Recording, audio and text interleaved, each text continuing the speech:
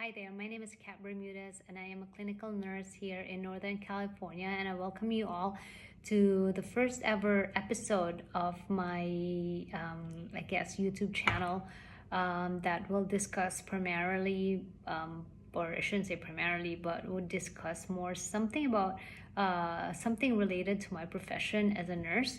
But before anything else, however, I'd like to give a caveat that I am not an expert, and all that you will see in this video is pretty much a byproduct of my own experience as a clinical nurse, having worked in a step-down unit, in an emergency department, and now in interventional radiology and radiology departments in the hospital that we work for. So anyway, the reason why I came up with this channel is because I had a recent interview with CNN Philippines. I was interviewed as being the Filipino nurse who received the COVID-19 vaccine.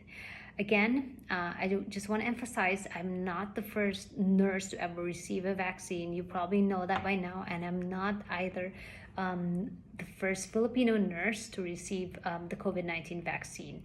And what I'm going to talk to you about here is pretty much just summary of what I experienced having received that vaccine, and what I thought about people's opinion or things that I heard, saw soon after I received the vaccine. So I received the vaccine on December 21st, which is last week, and I'm due for my second dose on January the 12th. I just wanted to say that I'm fortunate to be working for a hospital that is pretty much, I'd say, well-funded to be able to provide their employees with the COVID-19 vaccine. Where I work, my hospital provided or is still providing vaccines that are made by Pfizer. And that is also one of the reasons why I decided to get the vaccine sooner than later. But before that, I want to give you a background. In November this year, I got infected with COVID. I had thankfully milder symptoms. I had fever for about 9 days or 7 days, whatnot.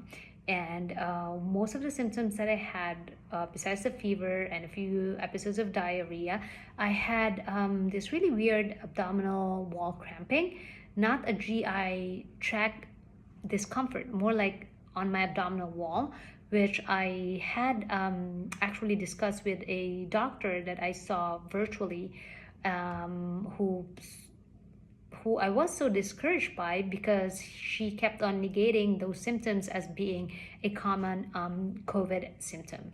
I actually asked a few of my former coworkers who were both doctors and nurses, and a lot of them had mentioned that they had not really seen a lot of patients coming in with the symptoms as I had, which was cramping and incessant twitching on my abdominal wall muscle.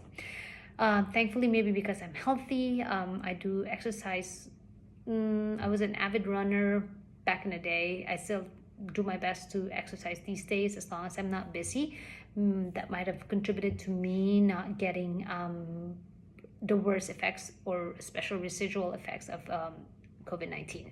So anyway, I was sick with that, and like I said, I thankfully recovered and managed to come back to work after over, like, I believe 10 days or 11 days. So fast forward December, we started receiving emails from our employer telling us that hopefully by the end of January, anyone who is interested in getting the vaccine would be getting the vaccine from that will be given in our hospital. I actually thought about deferring it for a bit and waiting a while before getting the vaccine, because part of me was concerned about the vaccine being pretty new and how it was developed so fast in such a short time. And also I had thought that given that I was just infected, maybe I could keep some of the antibodies. The other reason is because at that time, I just wanted to see how the vaccination rolls out and how people would respond to it. But so our hospital gave us a succeeding email telling us to perform like some sort of filling out an attestation, whether we wanted to get the vaccine sooner or we want to defer. I had initially, like I said, I had initially planned to like defer receiving the vaccine, but after I didn't really have to contemplate on it much, and I was very clear about this on my Instagram post. I didn't really like mull in the on this for a very long time. It didn't take a while. I decided for a few reasons.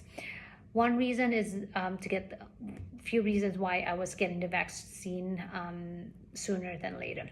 One reason, I'm not really a person who retains antibodies so well. I remember being inoculated a few times for certain vaccines that it couldn't keep antibodies to. So I figured, I know they're saying that after COVID infection, people are known to keep antibodies for 3 months, but I wasn't so sure about that, and I didn't want to take chances, especially since I take care of patients and also being exposed in a healthcare environment where we see COVID patients going through our department for specific procedures. So I didn't want to take on that chance. And the second is like I said, my hospital, they gave us Moderna vaccines from Pfizer. I have my personal reservations or reasons why I didn't want to take the vaccine that is going to be eventually handed out, or that we're probably going to receive from Moderna. Again, caveat, I don't want to say that my hospital is receiving vaccine from Moderna. I don't know if that is a plan, but in any scenario, whether I receive it through my workplace or not, I plan to not receive Moderna and instead receive vaccine from Pfizer. And then the third is because I felt that, given say I still have the antibodies from my infection, I figured that getting that vaccine now would only help promote and boost my immune,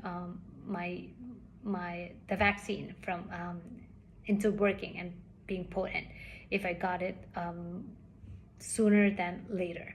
So antibodies plus vaccine, I figured, would probably help boost my immune system and boost the strength and the potency of the vaccine. So this is why I decided to get it sooner than later. So I did receive it, like I said, on December 21st. Many people had asked me how I felt. I didn't, or if I felt any residual side effects.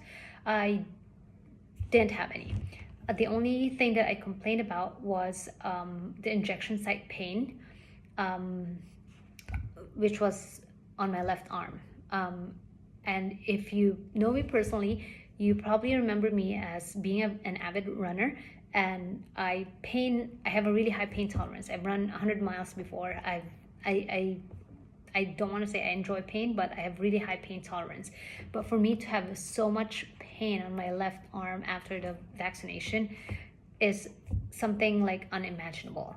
I couldn't sleep well, and I didn't want to take any pain reliever because I'm just not that person who resorts to pain relievers right away, and also because I didn't want to mask any side effects of the vaccine if there was going to be any.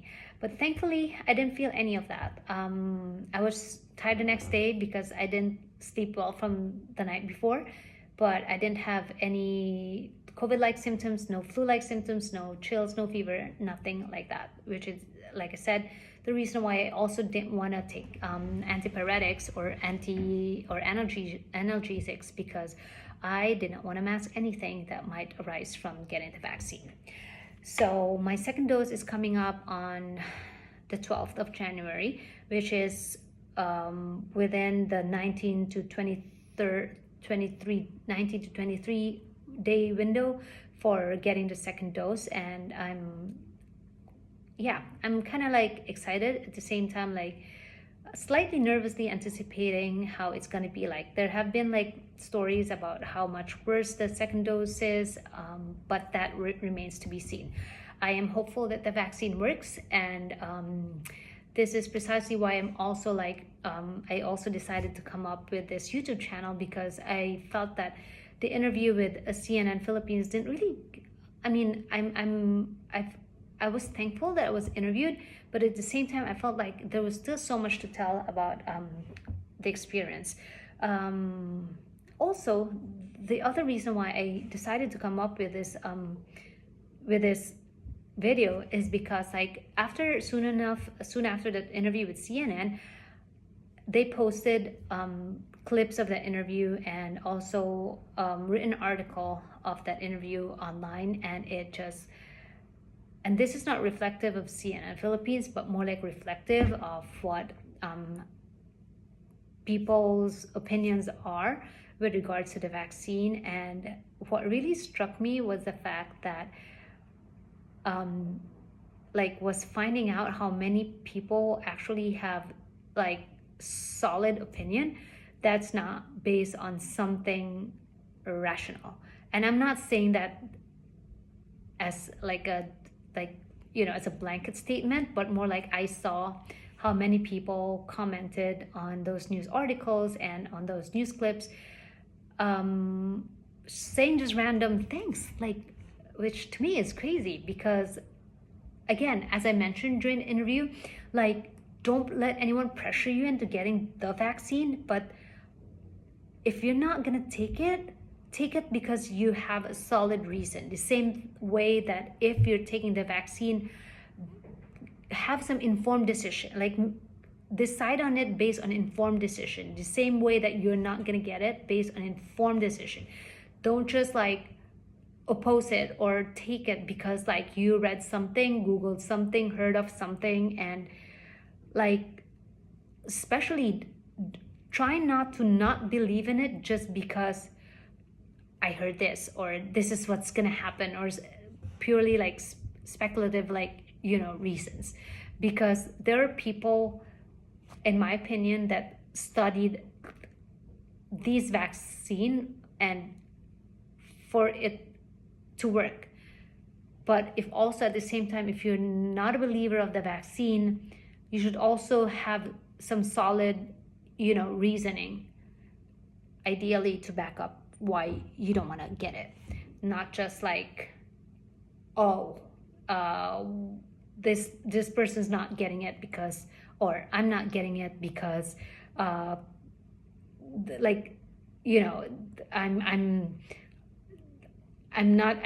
just gonna get sick with it anyway in the future. Like, yeah, like, it's not a total guarantee, but there is a high chance that you can be protected from it.